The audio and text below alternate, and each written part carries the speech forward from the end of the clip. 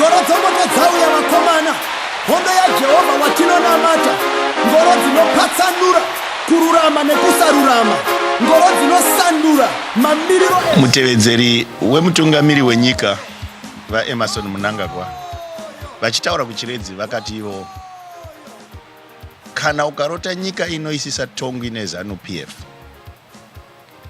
mukaubike doro uti hope idzi dzabvepi. Vakaenderera mberi vachiti tinofanira kuziva kuti musangano uyu unoyera, uchatonga nekusingaperi, vanovukura vachingovukura, ZANU PF ichingotonga. Vakapedzisa nekuti pasine mhandu pamberi navaMugabe. Pane vamwe vanoti kana vaMugabe vaenda, zvichida vaMnangagwa vachatonga zviri nani. Chinoshamisa ndechekuti pose pavakataura hatina kunzwa kukosheswa kwevanhu, asi kwemusangano wavo wavanoti unoyera.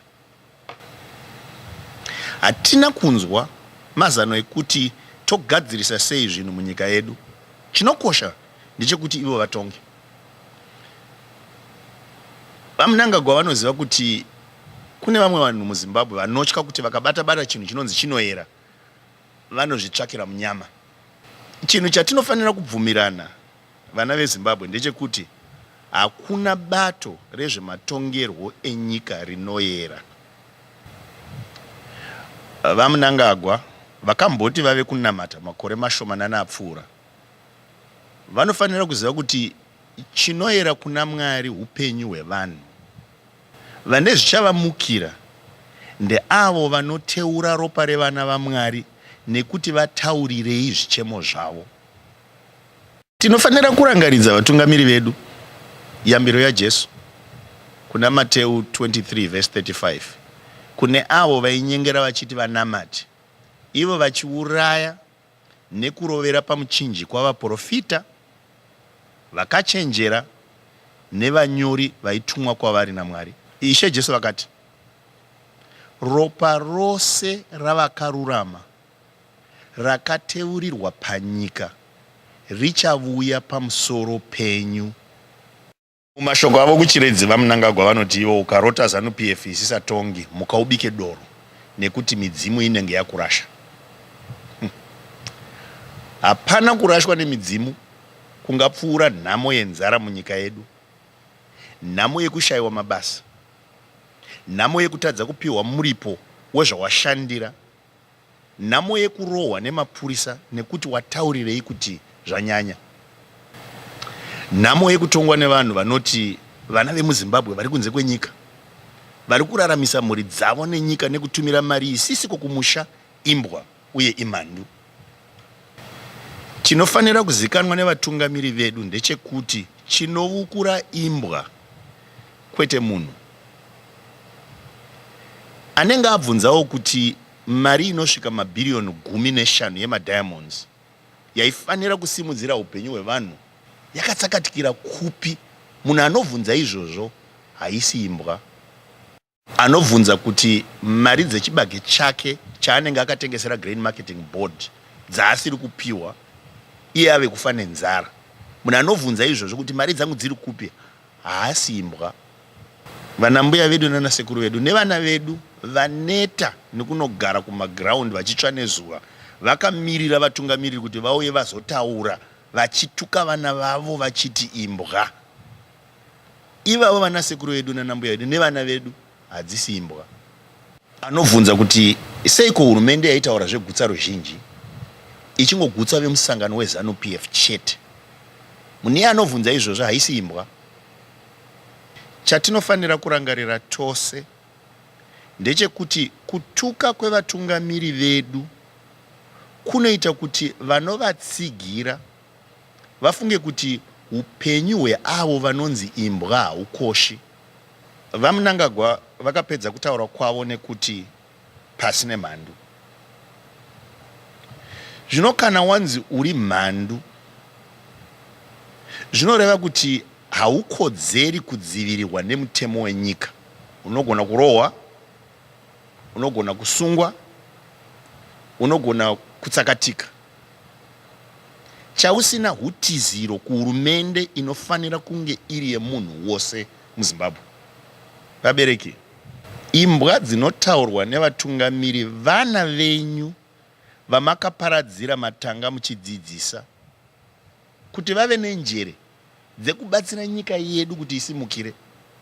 Dzimwe nyika dziri kusimudzirwa kuburikidza nemazano evana venyu. Yedu nyika ichifa nekuti vatungamiri vedu vanoda kudya voga vanoti vana venyu imbwa nemhandu. Imbwa nemhandu dzinotaurwa nevatungamiri vazukuru venyu vakazarurwa pfungwa nemeso, vanonzi kuna makoronike okutanga chapter 12 verse 32, vana vaIsakari, varume vaiziva nguva zvakanaka uye kuti vaIsraeri vanofanira kuitei. Vana venyu vaamhandu kuvatungamiri vehurumende nekuti vanobvunza kuti tiri kutambisirei nguva dzimwe nyika dzichibudirira. Hama dzangu, nguva ino haisi yekutukana, kurovana, kusungana, kutakana nematombo. Inguva yekuzvibvunza tose kuti nyika yoparara here takatarisa nekuti pane vanoti ivo voga ndivo vanofanirwa kutonga,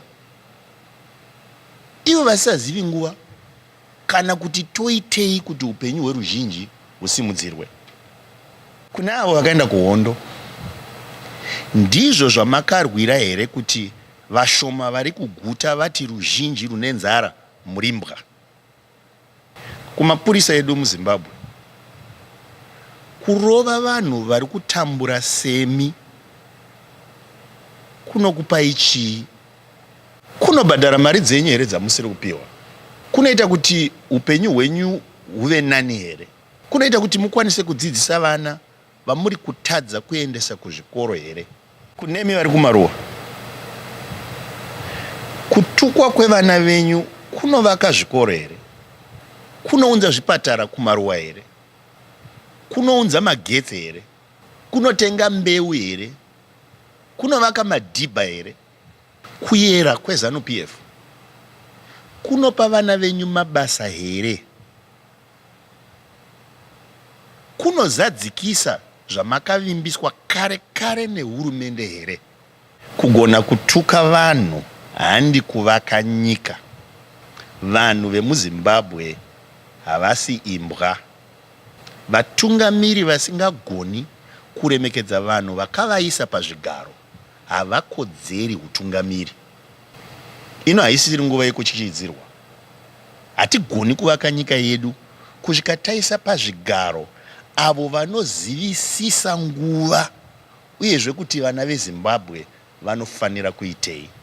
Regai ndipedzise nekuti kwamuri mhuri yeZimbabwe, zvikuru sei vana baba nana mai kumaruwa, ndini wenyu Dr. Noah Manyika, ndichikurudzira kuti tisimuke tizivise vatungamiri vedu kuti vana venyu hadzisi imbwa. Asi tisagumire ipapo. Tirangarire kuti nguva yesarudzo iri kuuya. Tisatye kusarudza vatungamiri vanovaka kwete vanoparadza. Asi kuti musarudze, munofanirwa kunyoresa kuti muvhote musarudzo ichauya muna 2018. Musamirire gore rinouya kuti munyorese. Nyoresai iko zvino. Hapana shanduko inouya pasina kuvhota. Uyezve kuvhotera avo vanokodzera utungamiri, vanoziva kuti nyika haisi yevashoma, nyika haisi yeavo chete vari pedyo nevatungamiri, nyika ndeyedu tose. The chariots of fire, the host of heaven